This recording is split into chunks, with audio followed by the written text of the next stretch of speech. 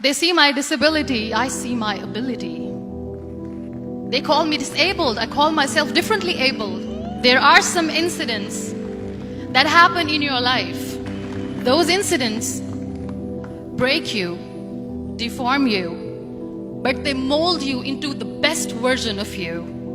And the same thing happened to me. I was 18 years old when I got married.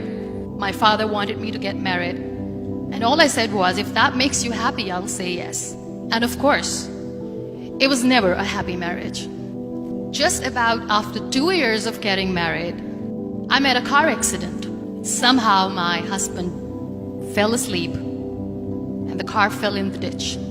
He managed to jump out, saved himself. I'm happy for him. But I stayed inside the car and I sustained a lot of injuries. The list is a bit long, don't get scared. The wrist was fractured. Shoulder bone and collarbone were fractured.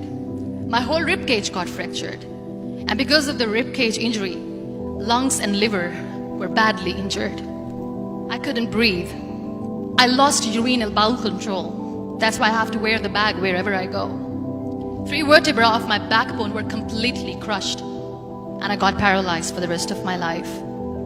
I finally ended up in a hospital where I stayed for 2.5 months. I underwent multiple surgeries. One day, doctor came to me and he said, well, I heard that you wanted to be an artist, but you ended up being a housewife. I have a bad news for you. You won't be able to paint again because your wrist and your arm are so deformed, you won't be able to hold a pen again. Next day, doctor came to me and said, your spine injury is so bad, you won't be able to walk again. Because of your spine injury and the fixation that you have in your back, you won't be able to give birth to a child again. That day, I was devastated. I asked my mother, why me? And that is where I started to question my existence. Why am I even alive? And that is where I realized that the words have the power to heal the soul. My mother said to me, this too shall pass. God has a greater plan for you. I don't know what it is, but He surely has. And in all that distress and grief, somehow or the other, those words were so magical that they kept me going. One day I asked my brothers, I know I have a deformed hand, but I'm tired of looking at these white walls in the hospital and wearing these white scrubs. I'm getting tired of this. I want to add more colors to my life. I want to do something. Bring me some colors, bring me some small canvas. I want to paint. So the very first painting I made was on my deathbed, where I painted for the very first time. It was not just an art piece or just my passion. It was my therapy. And then I was discharged and I went back home. And I went back home and I realized that I have developed a lot of pressure ulcers on my back and on my hip bone. I was unable to sit. There were a lot of infections in my body, a lot of allergies. So doctors wanted me to lie down on the bed straight for not 6 months, for not 1 year, for 2 years.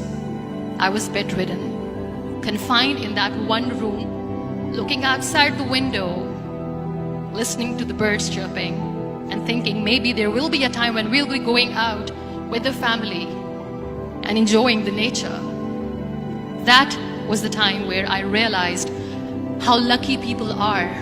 That is the time where I realized that the day I'm going to sit, I'm going to share this pain with everyone to make them realize how blessed they are, and they don't even consider them lucky. That day I decided that I'm going to fight my fears. We all have fears. Fear of unknown, fear of losing people, fear of losing health, money. We want to excel in career, we want to become famous, we want to get money. We are scared all the time. So I wrote down one by one all those fears. And I decided that I'm going to overcome these fears one at a time. You know what was my biggest fear? Divorce. I was trying to cling on to this person who didn't want me anymore, but I said no. I have to make it work. But the day I decided that this is nothing but my fear, I liberated myself by setting him free. And I made myself emotionally so strong that the day I got the news that he's getting married, I sent him a text that I'm so happy for you and I wish you all the best. And he knows that I pray for him today. Number 2 was, I won't be able to be a mother again. And that was quite devastating for me. But then I realized there are so many children in the world, all they want is acceptance. So there is no point of crying, just go and adopt one. And that's what I did. People think that they will not be accepted by the people because we, in the world of perfect people, are imperfects. So I decided that instead of starting an NGO for disability awareness, which I know will not help anyone, I started to appear more in public. I started to paint. I decided that I'm going to join the national TV of Pakistan as an anchor person. And I've been doing a lot of shows for the last 3 years. I became the National Goodwill Ambassador for UN Women Pakistan, and now I speak for the rights of women, children. We talk about inclusion, diversity, gender equality, which is a must. Every time I go in public, I always smile. It's always a big toothy smile on my face, and people ask me, don't you get tired of smiling all the time? What's the secret? I always say one thing, that I have stopped worrying about the things that I have lost, the people that I have lost. Things and people who were meant to be with me are with me.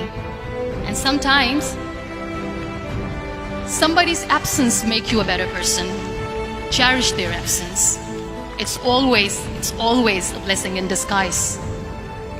Live your life fully. Accept yourself the way you are. Be kind to yourself. Be kind to yourself. I'll repeat, be kind to yourself, and only then you can be kind to others. Love yourself and spread that love. Life will be hard. There will be turmoils, there will be trials, but that will only make you stronger. So when you accept yourself the way you are, the world recognizes you. It all starts from within.